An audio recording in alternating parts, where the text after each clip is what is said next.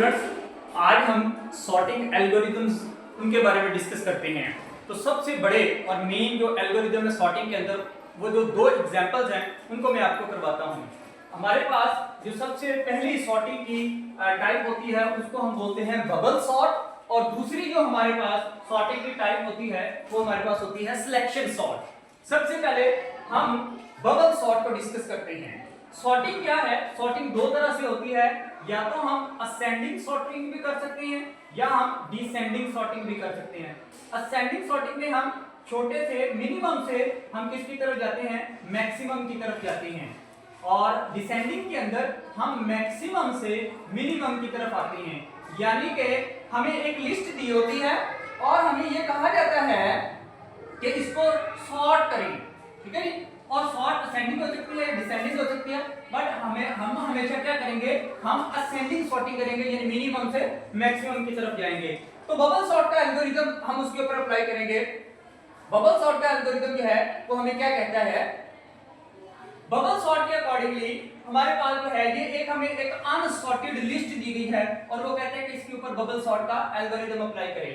तो यहाँ पर सबसे पहले हमारे पास ये अनसॉर्टेड लिस्ट है, जो हम जो एल्गोरिथम अप्लाई कर रहे हैं किसी लिस्ट के ऊपर, और हम ये स्टेप के अंदर वर्क जो करेंगे, this is called the dry run. यानी कि आपको पेपर में ड्राई रन का क्वेश्चन भी आ सकता है और आपको पेपर में एल्गोरिथम का क्वेश्चन भी जो है वो दिया जा सकता है। यानी कि आपसे एल्गोरिथम के बारे में भी पूछा जा सकता है और आपको एक अनसॉर्टेड लिस्ट दी जाएगी और उसका ये कहा जाएगा कि बबल सॉर्ट का एल्गोरिथम जो है वो इसके ऊपर अप्लाई करें। तो आपने इसी तरह step number 1, step number 2, step number 3, 4, 5 and so on, इसी तरीके से आपने स्टेप लिखने हैं। और जब ये हम इस सारे प्रोसेस को करेंगे तो ये वाली फेज जो है वो हमारे पास क्या कहलाती है? ड्राई रन कहलाती है। और अगर आपको आता है कि इसके एल्गोरिथम लिखें, तो वो जो आपकी बुक में दिया गया है एल्गोरिथम के 4 स्टेप्स जो हैं वो आपने जो है वो सिर्फ लिखने हैं और उसके साथ जो है वो एग्जांपल दी जा सकती है। तो यहां पर हम जो है वो इसका ड्राई रन स्टार्ट करते हैं। तो इसका एल्गोरिथम का सबसे पहला स्टेप ये है कि आपने सबसे पहले इन दो एलिमेंट्स को लेना है जो फर्स्ट वाले हैं। इन दो एलिमेंट्स को लेना है, इनमें से आपने देखना है कि इनमें से जो छोटा है उसको आपने लेफ्ट साइड पर कर देना है और जो बड़ा है उसको आपने राइट साइड पर कर देना है। और अगर वो पहले से ऐसे हैं तो उनको उसी तरीके से लिख देना है और अगले दो जो है वो स्टार्ट कर लेने हैं। यानी कि ये देखें 37 इज स्मॉलर देन द 45, तो ये बिल्कुल इसी तरीके से हम लिख देंगे। 37 उसी तरीके से आ जाएगा और 45 जो है वो उसी तरीके से आ जाएगा। बाकी सारी लिस्ट उसी तरीके से उतार लेंगे। ये हमारे पास आ। अब हमारे पास अगले स्टेप के अंदर हमने आगे मूव नेक्स्ट स्टेप, यानी कि स्वैप के बाद जो है पहला स्टेप है स्वैप मिनिमम, यानी कि मिनिमम को स्वैप करना है। और किस तरह जानिब करना है कि हमने जो है वो मिनिमम को लेफ्ट साइड के ऊपर लेकर आना है और मैक्सिमम को राइट साइड के ऊपर लेकर आना है। नेक्स्ट स्टेप है आपने मूव फॉरवर्ड कर देना है, यानी कि अगले स्टेप के ऊपर मूव वन स्टेप मूव कर देना है। यानी कि वन स्टेप मूव से मुराद ये है कि अब आपका जो है वो कर्सर यहां पर आ गया, इन दोनों के ऊपर आ गया। इन दोनों में से देखेंगे 37 उसी तरीके से हम नीचे ले आएंगे। इन दोनों में से छोटा कौन सा है? 17 स्मॉलर और 45 जो है वो बिगर। तो 17 को हम इस तरफ ले आएंगे और 45 को जो है वो हम इस तरफ ले गए और 3 उसी तरीके से आ गया और 26 जो है वो उसी तरीके से आ गया।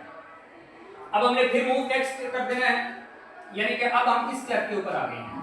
इस स्टेप के ऊपर ये दोनों उसी तरीके से कर रहे हैं, 37 उसी तरीके से, 17 उसी तरीके से। इन दोनों में से 3 जो है वो हमारे पास स्मॉलर है और 45 जो है वो हमारे पास इस तरीके से आ गया। तो ये जो है वो हमने स्वैप मिनिमम और मूव नेक्स्ट ये वाला हम रिपीट करते जाएंगे।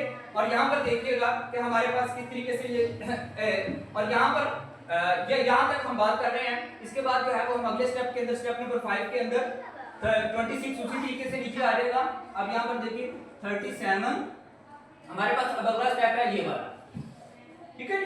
तो अब 37 उसी तरीके से, 17 उसी तरीके से, 3 उसी तरीके से, यानी कि आपने बाकी को नहीं, जो सिर्फ जो हमने सिलेक्ट किया हुआ है उसको देखना है। उसमें से जो मिनिमम होगा उसको आपने जो है वो लेफ्ट साइड के ऊपर लेना है और जो मैक्सिमम होगा उसको राइट साइड के ऊपर लेकर आना है। अब 26 मिनिमम है तो आपने ये जो है वो लेफ्ट साइड के ऊपर ले आए और 45 जो है वो बिगर है तो आपने 45 को राइट साइड के ऊपर ले आए। तो आप देखेंगे कि जब आप ये वाला प्रोसेस करेंगे तो एट द एंड सबसे बड़ा जो होगा इसमें से वो हमारे राइट के ऊपर आएगा। तो थर्ड स्टेप ये है, ये वाला है सॉर्ट एट द एंड, यानी कि हमारी ये वाली चीज जो है वो सॉर्ट हो गई। अब ये वाला जो है वो यहां पर ही रहेगा, ये यहां से चेंज नहीं होगा। अगला प्रोसेस, ये जो चौथा स्टेप है कंटिन्यू द प्रोसेस, यानी कि अब आपने इसके ऊपर प्रोसेस करना है क्योंकि आपने लास्ट वाला सॉर्ट कर दिया है। ये एक स्टेप, ये मतलब कि हम इसको रिपीट करते हैं। अब देखेंगे हमने दोबारा स्टार्ट से कर लिया, हमारे पास ये वाला हमारे पास ये है वो सिलेक्टेड आ गया। अब इसमें से 17 को हम स्टार्ट के ऊपर ले आएंगे, 17 यहां पर आ गया और 37 जो है उसके साथ हमने एक्सचेंज कर दिया। 3 हमारे पास इसी तरीके से आ गया, 26 हमारे पास इसी तरीके से आ गया और 45 जो है वो इसी तरीके से आ गया। अब इसके बाद हमारे पास अगला स्टेप, इन दोनों में से हम सॉर्ट करेंगे। यहां पर देखें इन दोनों में से 3 इस तरफ आ जाएगा, यानी कि 17 3 7 सॉरी यहां पर 3 हम इस तरफ ले आएंगे और 37 जो है वो हमारे पास इस तरफ आएगा, 26 इस तरफ आ जाएगा और 45 इस तरफ आ जाएगा। अब हमारे पास जो है वो ये वाली चीज आ गई, इसको हम स्वैप करेंगे, 17 3 और 26 को हम इस तरफ ले आए, 37 इस तरफ आ गया और 45 इस तरफ आ गया। और आखिर वाला तो सॉर्टेड था, तो इससे लास्ट जो पिछले वाला है वो भी सॉर्ट हो गया, यानी कि ये वाली जो अब यहां तक जो है वो हमारे पास 2 हमने सॉर्ट कर लिए। अब हमारे पास जो है वो स्टेप नंबर नेक्स्ट आएगा, हम यहां पर दोबारा इसको सॉर्टिंग जो है वो उसके ऊपर अप्लाई करेंगे। ये तो दोनों इसी तरीके से आ जाना है, 37 इसी तरीके से आ जाना है, 45 इसी तरीके से आ जाना है। ये हमने जो है उसमें से सिलेक्ट किया, इसमें से छोटा कौन सा है, 3 इस तरफ आ जाएगा और 17 इस तरफ चला जाएगा, 26 जो है वो यहाँ पर आ जाएगा। तो आप देखिए कि अगर हमने मजीद आगे जाना होता तो हमने उससे अगला स्टेप देख लेना था, लेकिन अब यहाँ पर ये देखिए कि हमारी this is the sorted list, ये हमारे पास सॉर्टेड लिस्ट जो है वो हमारे पास आ गई है, जिसके अंदर ये 3 ये 17 26 37 this is the sorted list. तो ये हमारे पास जो है वो बबल सॉर्ट का एल्गोरिथम जो है वो हमने इसके ऊपर जो है वो अप्लाई कर दिया, ये सॉर्टेड लिस्ट है। ये स्टूडेंट्स अब हम सिलेक्शन सॉर्ट की तरफ आते हैं। Selection sort is the very easy, क्योंकि बबल सॉर्ट भी इजी है, सिलेक्शन सॉर्ट भी बहुत इजी है। तो यहां पर हमने सबसे पहले क्या करना होता है कि ये हमें अनसॉर्टेड लिस्ट दी गई है, जहां पर अब अनसॉर्टेड लिस्ट दी गई हो, इसका सबसे पहला स्टेप है कि आपने सिलेक्ट द मिनिमम। यही आपके जो है वो बुक के अंदर यही स्टेप्स लिखे हुए हैं जो आपके एल्गोरिथम के अंदर लिखे हुए हैं, बस उसको अंडरस्टैंड करना है ड्राई रन के थ्रू। अभी हम ड्राई रन करते हैं। सिलेक्ट द मिनिमम, इसमें से सबसे मिनिमम कौन सा है, इसमें से सबसे मिनिमम जो है वो हमारे पास 23 है, दिस इज द मिनिमम। और ये हमारी बाउंड्री है, यानी कि ये हमारी बाउंड्री जो है वो यहां से लेकर यहां तक। अब आप देखिएगा कि जब आपने मिनिमम सिलेक्ट कर लिया तो उसके बाद swap with the first, second step है कि उस मिनिमम को आपने पहले एलिमेंट के साथ स्वैप कर देना है। स्वैप से मुराद क्या होता है कि आपने उसको उसकी जगह पर ले जाना है और उसको उसकी जगह पर ले जाना है। तो यानी 23 आपने यहां पर ले आना है और 64 उसकी जगह पर ले आना है, 37 उसी तरीके से, 46 96 71।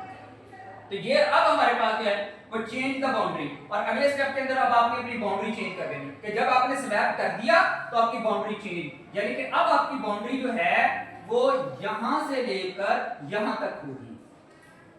यानी कि जब आप स्वैप कर देंगे तो वो वाला निकाल देंगे, यानी कि वो सॉर्टेड हो गया। और यहां पर ये देखिए स्टार्ट के ऊपर सॉर्टिंग लिखा हुआ है कि हमने बबल सॉर्ट के अंदर देखा था कि एंड के ऊपर सॉर्टिंग स्टार्ट हो रही थी, यानी कि मैक्सिमम एंड के ऊपर जा रहा था। सिलेक्शन सॉर्ट के अंदर यही होता है कि जो सबसे कम होता है वो लेफ्ट साइड के ऊपर आना शुरू हो जाता है, और बबल सॉर्ट के अंदर सबसे जो बड़ा होता है वो राइट साइड के ऊपर आना शुरू हो जाता है। This is the main difference between the bubble sort and the selection sort. ये आपने बात याद रखनी है कि किस तरफ जो है वो सॉर्टिंग शुरू होती है। इसकी जो है वो लेफ्ट साइड के ऊपर शुरू होती है और इसकी राइट साइड के ऊपर लार्ज की शुरू होती है। अब हमने जब बाउंड्री बदली, अब हम इसमें से सिलेक्ट करेंगे। अब यहाँ पर सबसे छोटा कौन सा है, इसमें से सबसे छोटा जो है वो 37 है, तो ये हमारा मिनिमम सिलेक्ट हो गया। अब मिनिमम को इस फर्स्ट के साथ, यानी कि अब बाउंड्री के अंदर देखिए फर्स्ट ये वाला है, ये वाला वाइड है, यानी कि ये 23 जब हमारे पास उसी तरीके से आ गया। अब 64 के साथ इसको स्वैप कर देना है, यानी कि 37 आपका यहाँ पर आ गया और 64 यहाँ पर आ गया, 46 यहाँ पर आ गया, 96 यहाँ पर और 70 बन गया। और फिर हमने चेंज द बाउंड्री, यानी कि जब स्वैप कर लेना है तो अब हमारी बाउंड्री जो है वो यहाँ से लेकर यहाँ तक आ गई। ये जो है वो सॉर्टिंग हो। अब हमारे पास इसमें से मिनिमम सिलेक्ट करें, इसमें से जब हम मिनिमम सिलेक्ट करेंगे तो दिस इज द 46 जो है वो मिनिमम है। 46 मिनिमम को सिलेक्ट करने के बाद उसको फर्स्ट के साथ, इसका फर्स्ट ये है, बाउंड्री का स्पष्ट ये है। तो अब इसके साथ इसको स्वैप कर देंगे, 23 इसी तरीके से, 37 उसी तरीके से, 46 स्वैप हो गया इसके साथ, और 64 इसकी जगह पर चले जाएगा, 96 इधर आ गया, 71 यहाँ पर। अब हमारे पास बाउंड्री जो है वो बी यहाँ से लेकर यहाँ तक होगी। अब इन तीनों में से सबसे जो है वो मिनिमम जो है वो हमारे पास ये वाला है। तो अगर ये मिनिमम है तो और इसके फर्स्ट एलिमेंट भी यही है तो हमें नो चेंज, यानी कि अगर मिनिमम और फर्स्ट एलिमेंट सेम हो तो नो चेंज। यहाँ पर आप लिख भी सकते हैं मिनिमम, और if minimum and first sem, अगर ये एक ही जगह पर हो तो नो चेंज। ये आपने लाजमी तौर पर एल्गोरिथम के अंदर लिखना है, इसको हमने चेंज नहीं करना, that is a very important point. तो इसी तरीके से रहने दें, यानी कि 23, 37, 46, 64 और हमारे पास क्या रह गया 96 और 71। अब हमारी बाउंड्री जो है तो यहाँ से यहाँ तक हमारे पास आ गई। अगले स्टेप के अंदर ये उसी तरीके से आएगा 23, 37, 46, 64 उसी तरीके से आएगा। अब इनमें से जो है वो हमारा मिनिमम कौन सा है, हमारा मिनिमम जो है वो 71 है। तो मिनिमम 71 है, उसको पहले के साथ स्वैप कर दें तो 71 हमारे पास इस तरफ चला जाएगा और 96 जो है वो हमारे पास इस तरह चलेगा। यानी कि ये प्रोसेस जो है वो हमारा इसी तरीके से अगेन स्वैप के साथ quantity process and this one is the sorted list. ये हमारे पास सॉर्टेड लिस्ट जो है तो हमारे पास आ गई। तो ये हमारा इंटरमीडिएट सा केस था, इसके अंदर फर्स्ट केस नहीं था। जो दोनों जो है इंटरमीडिएट केस थे, फर्स्ट केस के अंदर जो है वो हमारे बहुत ज्यादा स्टेपिंग आती है। तो जो इसका हमारे पास टाइम है इसका इन दोनों का वो हमारे पास आता है बिग O ऑफ n का स्क्वायर। यानी कि एक दफा हमें क्या करना पड़ता है, लूप चलाना पड़ता है इसके लिए क्या ताकि आगे हम आगे जाएं, और एक दफा जो है वो हमें लूप जो है वो दोबारा रिपीट आकर करना पड़ता है कि दोबारा से स्टार्ट करें। यहाँ पर आकर हमने दोबारा से स्टार्ट किया था तो इसका टाइम आपने याद रखना है कि इसका टाइम हमारे पास कितना होता है बिग O ऑफ n का स्क्वायर। दोनों पर जो है वो हमारे पास बिग O ऑफ n का स्क्वायर जो है वो टाइम कॉम्प्लेक्सिटी जो है वो होती है। ये this is about the sorting algorithm.